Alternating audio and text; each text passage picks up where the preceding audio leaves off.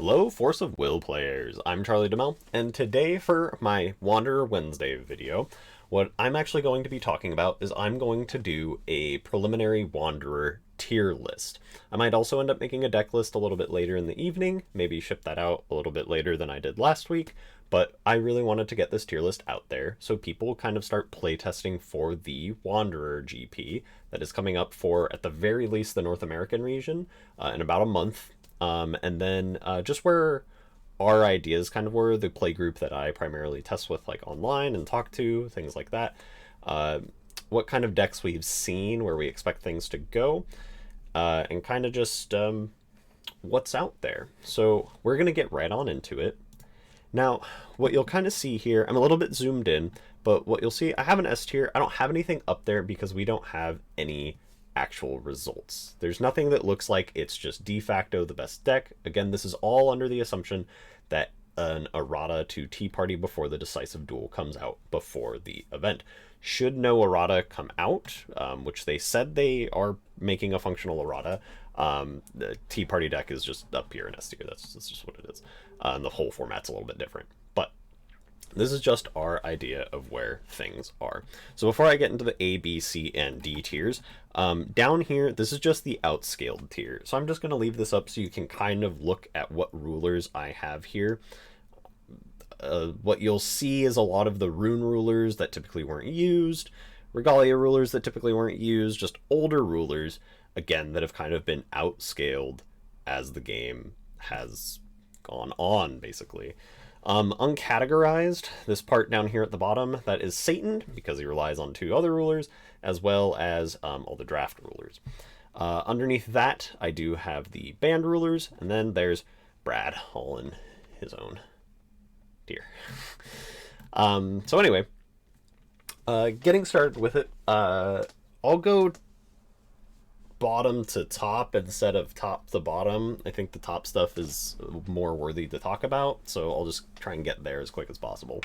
So D tier, Hanzo is just good against other rune rulers, so the better other rune rulers get, the better Hanzo gets. Otherwise, he's just a normal green control deck from what we have seen. He's not going to be really doing anything special, but he just gets better as other rune decks get better. It's very similar to how Loki works, the new Order Loki.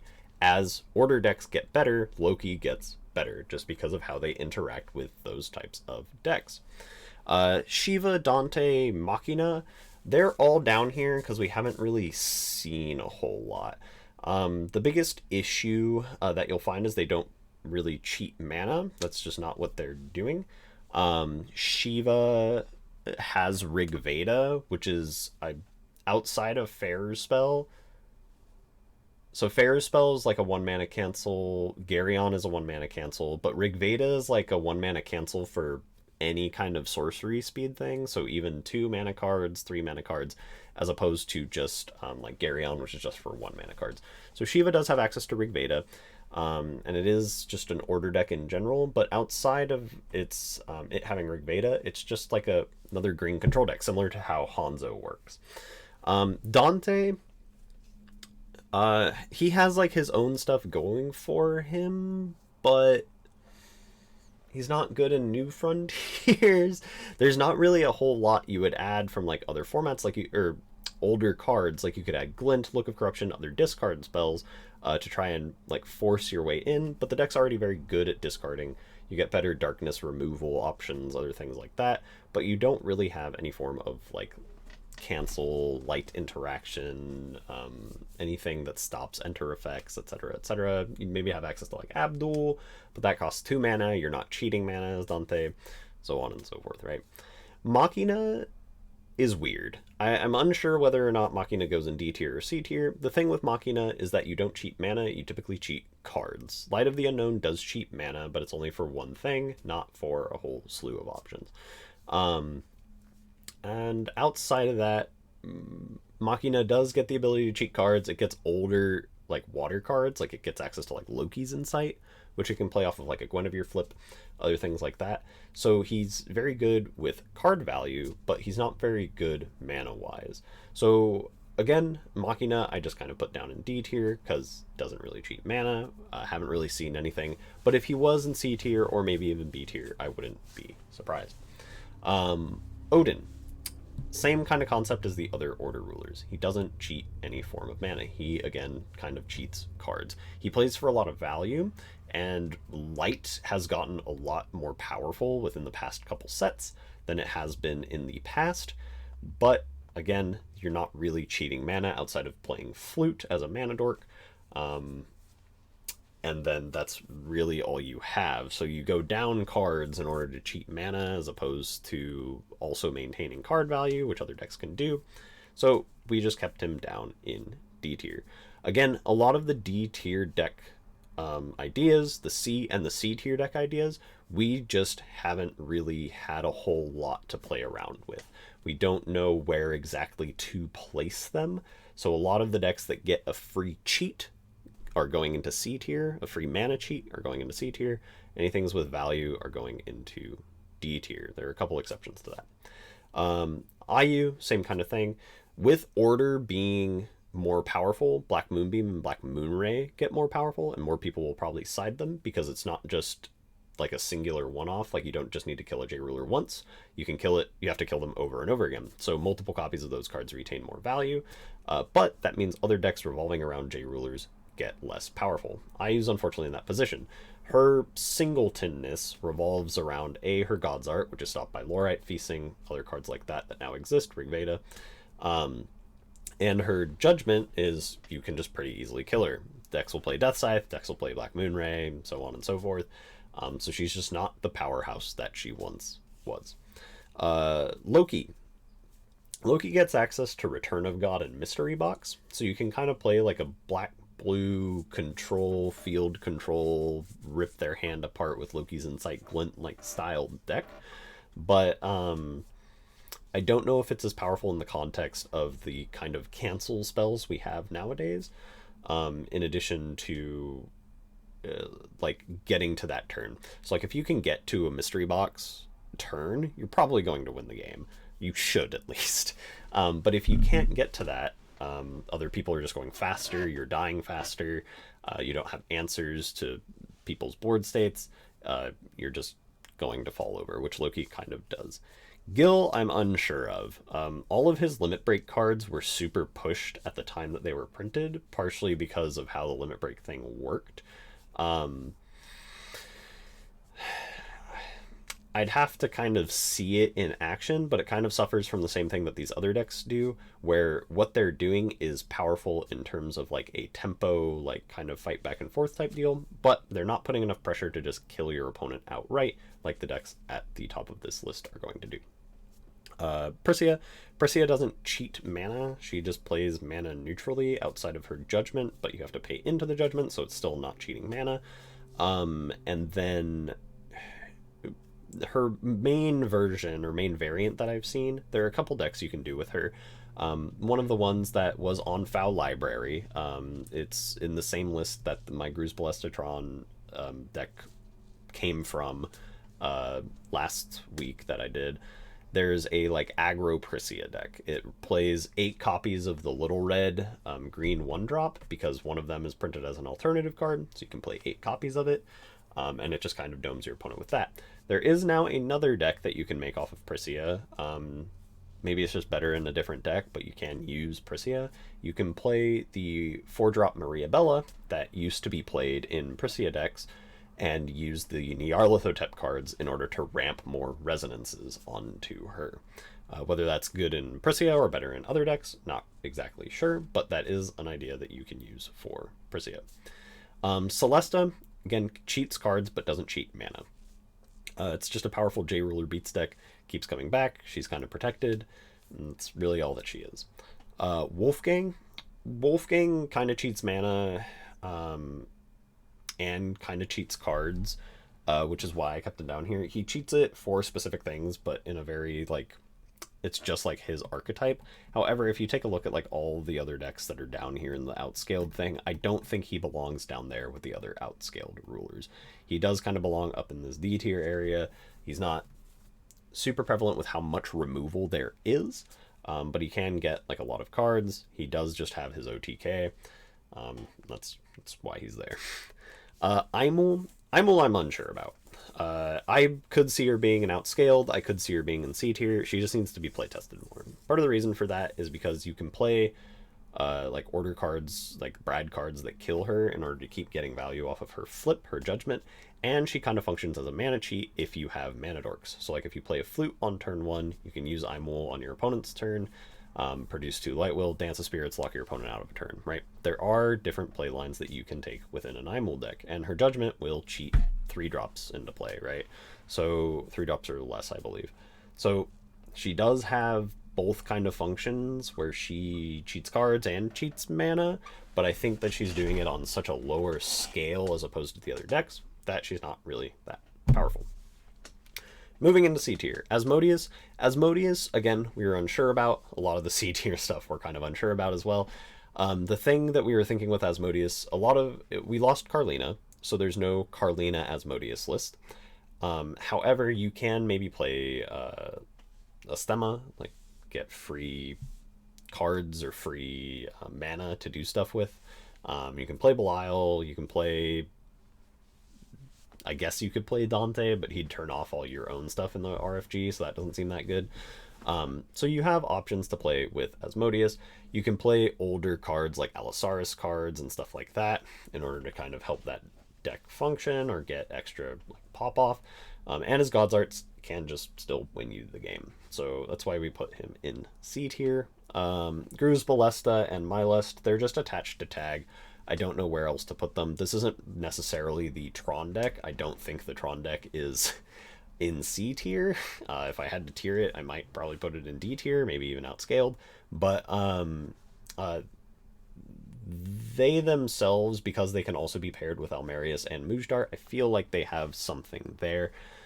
Especially because Mylest gives you free mana on the first turn, and just like burn and stuff like that. Like we even saw a Mylest Muj burn list do fairly well in a actual Grand Prix in New Frontiers, which is a more kind of degenerate format than Wanderer is. So there might be like certain pairings there that make them work together. Gil Alhamat. So Gil Alhamat is here purely because he can play Black Moonbeam for free. So the better Order gets, and you can see that in A tier we have Kaguya and Alice, the better Order gets, the better Gil Alhamat gets. Kind of similar to Loki. But because you can cheat Black Moonbeam, and they can't interact with Black Moonbeam outside of maybe having Wind Secluded Refuge, I put Gil Alhamat in C tier. What else does he do? Not really sure. He might just be a like ancient magic type control list, and you try and find some form of value play to play your other stone, like other cards off of. But that's just why he's there. He has access to free Black Moonbeams, and now he can play like 4 of them, and they'll all get value, right? Kaguya 1. So Kaguya 1, and you're about to see this with quite a few of the decks that I mentioned in the C tier, and a couple that I mentioned in the A and the B tier. So we got in Game of Gods Reloaded a card that is it's okay in New Frontiers, not fantastic, but it has a lot more implications in Wanderer. And that card is Dinner Time. So Dinner Time is the first true ritual we've ever had. If you're unsure of what it is a single green, it is quick cast, you produce 3 green will, and you can only play non-resonate, or you cannot play non-resonator spells for the rest of the turn. However, you can play resonator spells, you can play activate abilities, anything like that. You can judgment. So what you'll find is with Kaguya 1, you can play Dinner Time and then set 3 stealth cards. So that is something that Kaguya 1 has access to now. Because you aren't actually playing the cards. Setting the cards is not the process of playing them. So, Cog 1 has access to those types of lines. Prison in the Lunar Lake is still a very powerful card. There are other trigger type effects that are still a little bit powerful. Riza and Melder have kind of fallen off. They're not super fantastic. But you can play cards like Yggdrasil, cards that count towards your Magic Stone count, in order to get them out earlier, and that might be a functional deck at a certain level. Fox, same kind of thing with Dinner Time. Dinner Time can cheat out Melfi's, Dinner Time can cheat out two Resonators simultaneously on the turn you Judgment, right? So you call your first stone, hopefully you get a Killing Stone, you Judgment on the next turn, you Dinner Time, you play two different sets. You can play a Melfi, produce two Will, some of its Darkness, right? Play like a Messenger of Lilius Petal off of that, sack Messenger of Lilius Petal on the Melfi, get your Griffin, Messenger stacked another Killing Stone, and then you're kind of off to the races, right? So Fox now has that kind of access going for it. Fox also gets access to Prisia. Fox gets access to the witches, like Witch of the Fallen Kingdom, Witch with a Pointy Hat. Fox has Lorite, and you can also play a blue version of Fox in order to play Setting the Stage of Providence so that you can't be Lorited while you go for your Fox effects. And that's kind of where Fox is at. He still suffers from needing to hit Killing Stone, and the cards that typically stack it or cheat it into play are like 2 mana, and so sometimes it can be a little bit awkward in order to get to those mana values while your opponent is still doing their own game plan. Time Spinning Witch. Time Spinning Witch just has stasis. Distortion of Time is unbanned. Plus, you're allowed to play 8 copies of Moon Incantation, which you can play on turn 1 with Time Spinning Witch in order to get a Bloody Moon, and then Bloody Moon can shoot your opponent's stones. Keep in mind, Bloody Moon can be Lorited, it can be Feasting, stuff like that, right? However, if they don't draw it, they don't have the answers to it, Bloody Moon, Distortion of Time, Mosasaurus, Stasis is kind of a deck that we could potentially see pop up. R&R. R&R, again, kind of gets access to Dinner Time Trow, Dinner Time, whatever. R&R also has access to, and I believe, I don't think the Order rulers have access to it, because I think it says you have to do Judgment of a ruler, but R&R gets access to the altars, specifically Life-Stealing Altar. So Life-Stealing Altar, when you perform Judgment of a ruler, you can flip it, it's an inverse card, and then you get the top card of your Magic Stone deck into play. So R&R, because it's flipping so much, it doesn't matter if you Judgment early, you can just get him back, and because you keep flipping, R&R can just eventually get like a bunch of will, and he has a infinite that you can do with Dinner Time and the altars in his deck. Magna also has an infinite. It's very similar to R&R's, but it's more inconsistent. However, Magna also gets access to Genesis, an untapped Genesis specifically, which means that you can go into 2 mana for Mage Arts and or Sword Arts the very first turn of the game, which means you can play a defense stance, like a cancel spell, you can play a Awakening of the Winged Lord if your opponent doesn't do anything, and Awakening of the Winged Lord can now ramp you into cards like Trishula, which will generate you more mana, or defense stance, or Brad, or other things like that. Magna can just be a better tool, Awakening of the Winged Lord toolbox style deck than has existed in the past. And he also just has access to that infinite that I was talking about. Faria, Arla, Rezard, Dark Alice. So Faria, Arla, Rezard all have, okay, so they're all a little bit different in one sense, but they're all kind of the same in one sense. So Faria, Arla, Dark Alice are the first 3 that I want to talk about. The reason why is they all have Light Energize. With Game of Gods Reloaded, we got Alice Enters the Game of Gods. Alice Enters the Game of Gods allows you to make a Regalia token with a specific attribute that you do not have a attribute of already in play. That allows you to proc the effects of Faria, Arla, and Dark Alice. Dark Alice's is the least impactful of the 3. However, because now you have a 1 mana way to proc your effects, it lets you either Turbo Judgment, lets you get Strangers quicker, lets you draw cards, lets you have more interaction, right? As opposed to just waiting for a 2 mana Regalia that you have to play at sorcery speed. You can also play these at instant speed. The other thing is those Regalia tokens can be sacked off of Dark Alice. So even if you have multiple copies of Alice Enters the Game of Gods, Dark Alice can sack them off to generate more value, in addition to you just getting more effects off Alice Enters the Game of Gods, outside of the normal Regalia that you would do through like Excalibur, Wings of the Archangel, I think is Arla's, and like Unknown Mother Goose. So that is where Faria and Arla are, and Dark Alice because she has Light Energize. Rezard can have a Light Stone on his turn 1. If he goes second, he has green, so he has a like Fair Spell, Garyon, Lorite, Energize as backup if he chooses to Alice Enters the Game of Gods. He can also just Death Scythe to play stuff. However, they have lost, that deck did lose Sigurd.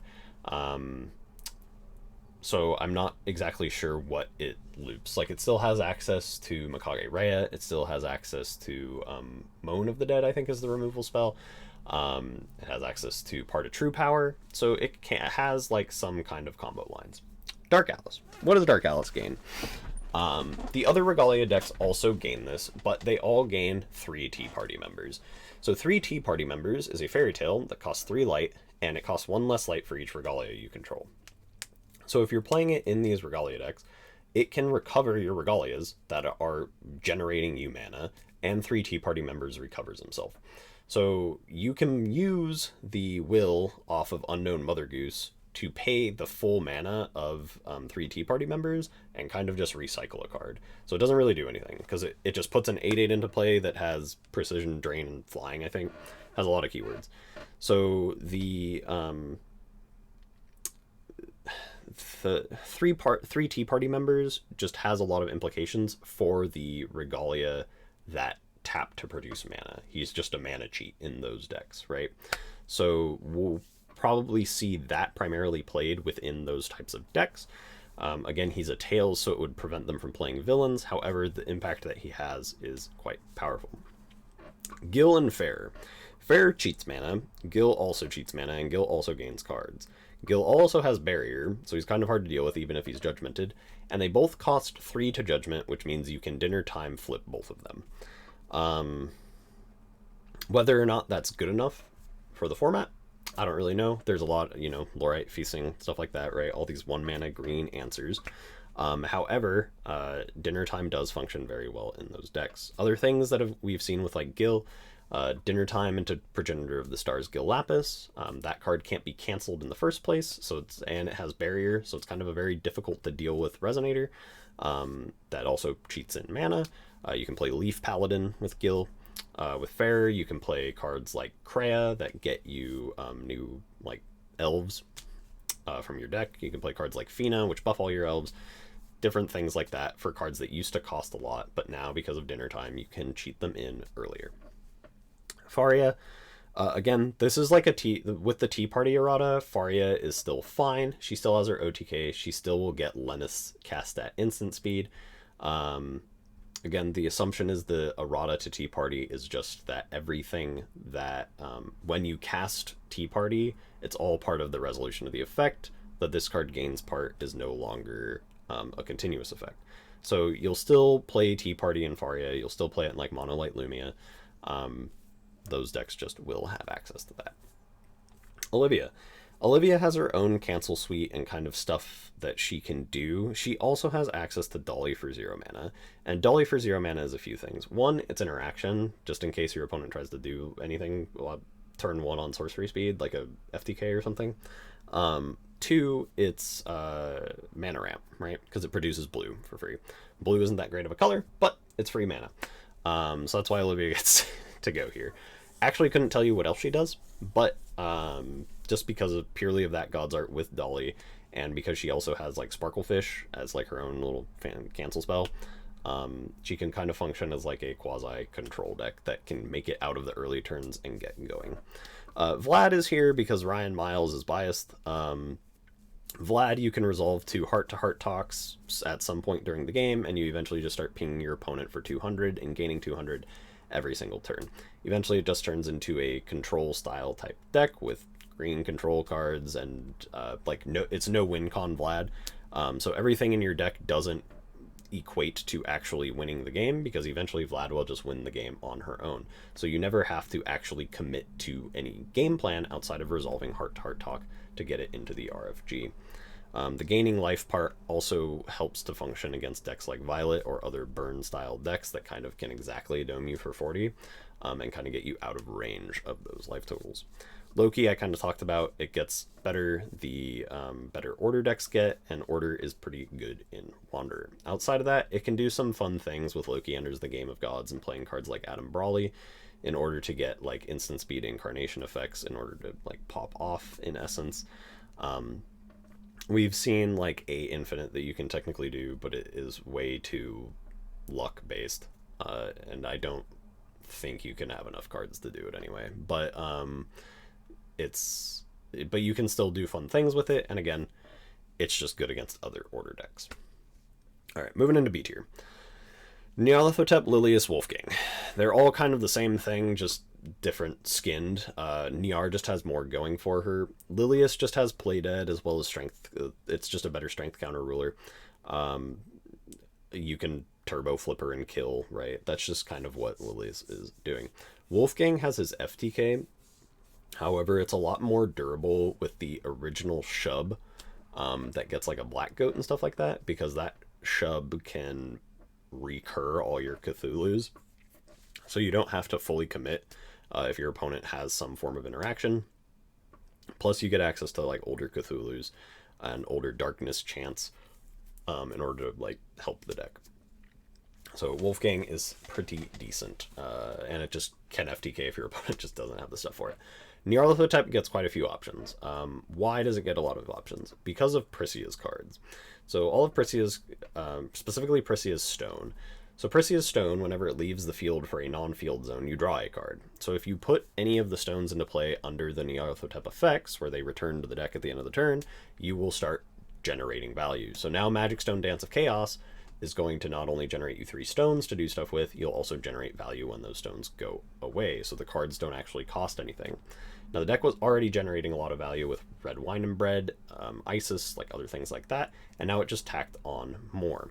In addition to that, you can reshuffle all the cards in your grave with Arena Expansion Reale, as well as Horn, which is unbanned. So the deck just has a lot more recursion, has a lot more resources, and it also has, again, like the Maria Bella line. You can probably play that. You can do other stuff with it in addition to just what you're already doing.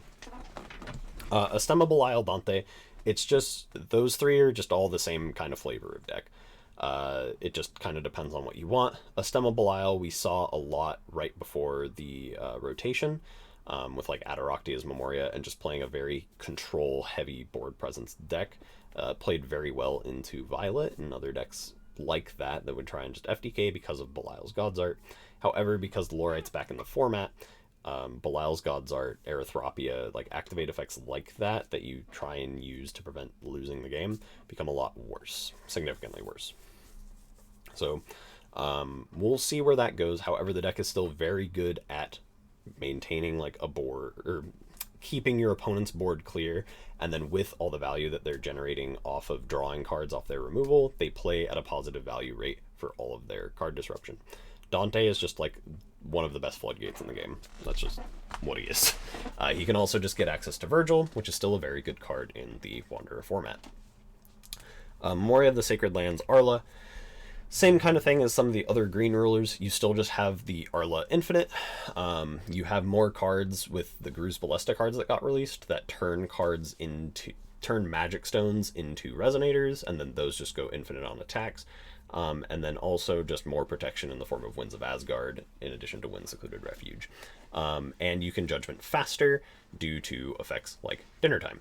So the deck just got a lot more cards. It's only really in B tier because the Infinite is A, more consistent, and B, easier to get to.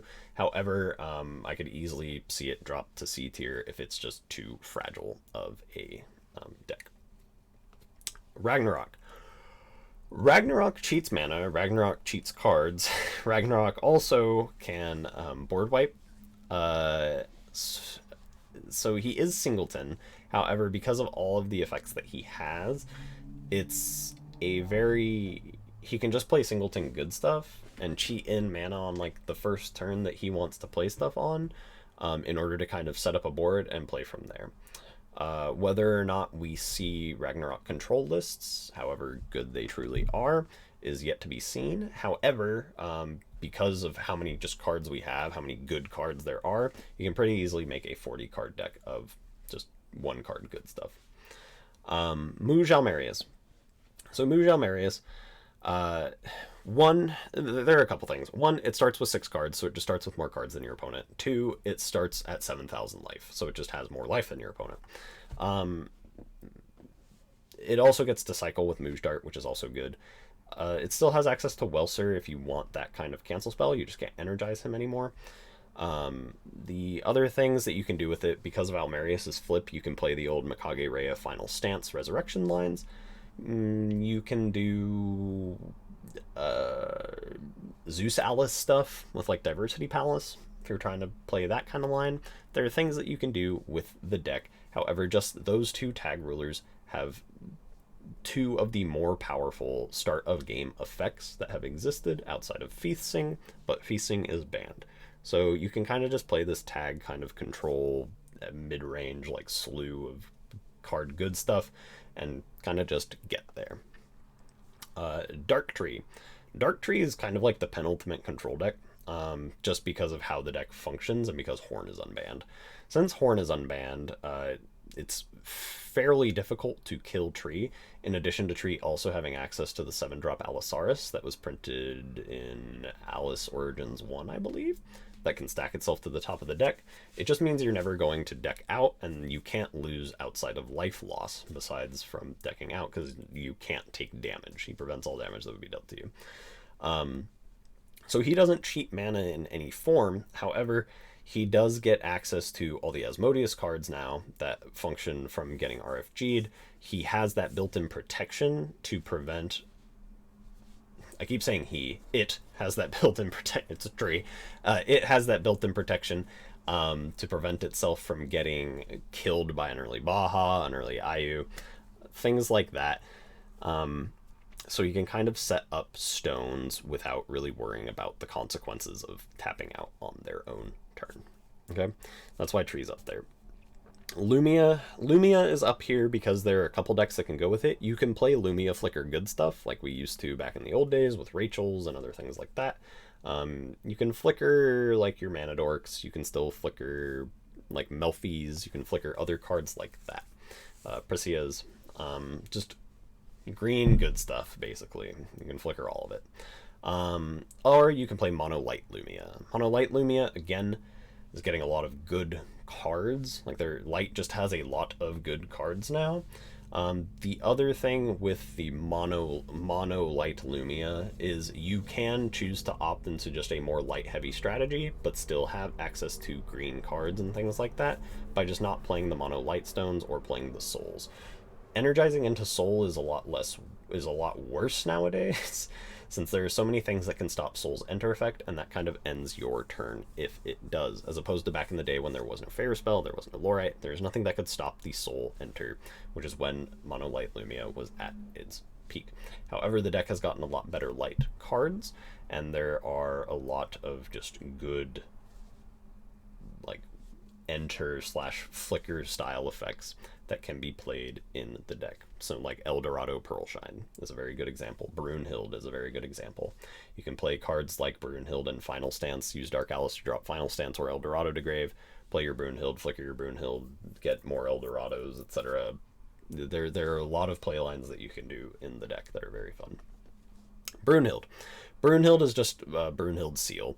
So what that is you have the Light Pandora. It is a 2-drop Pandora. It is a human, and you either Harvesting Season to grave or you Planting Beans it to grave. You Einherjar summon it into play, and it unlocks the seal of all light cards. So you play all of the Brad light cards that have seal 10 on them, or number 13 has seal 4 and 7, I believe.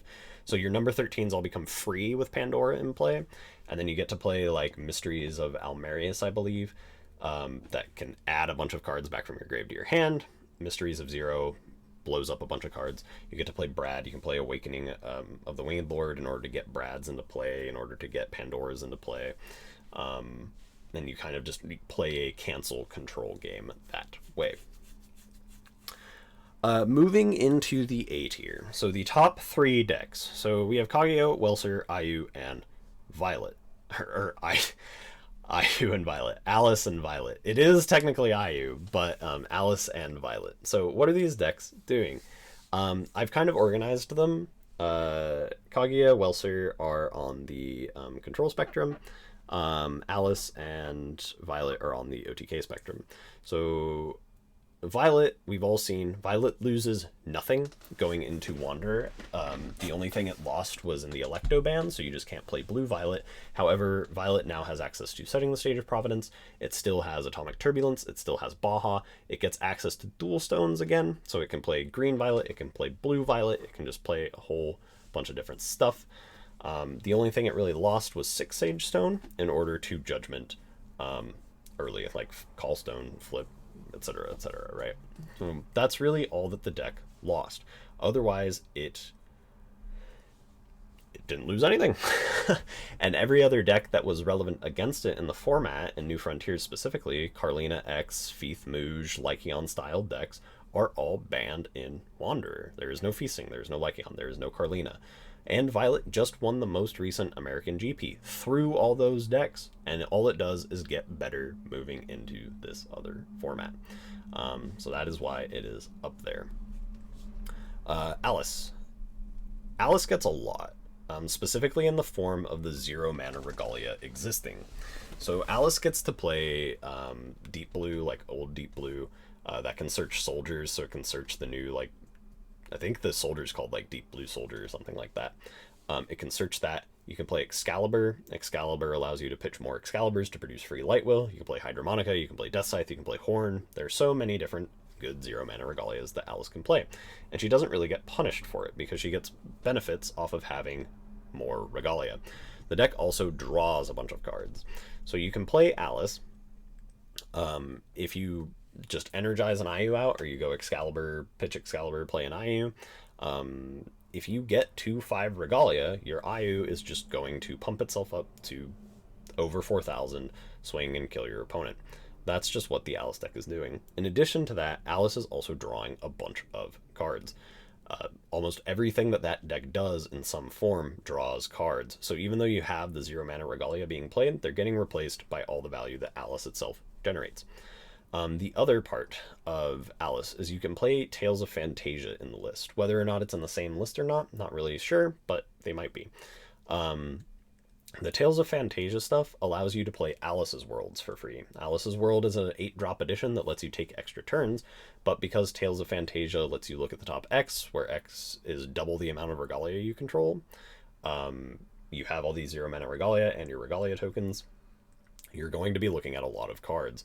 And because Tales of Fantasia can chain into itself, you're playing 4 and 4, you're going to see a lot of those cards. You can also play Cheshire Cats. You can also play the new Arthur that is a Tales Resonator from Game of Gods Reloaded in order to kind of stack your deck in order to get better Tales of Fantasia playlines. In addition, she now also has more protection. So you can have Fair Spell, Lorite, stuff like that to protect your playlines from your opponent. Right?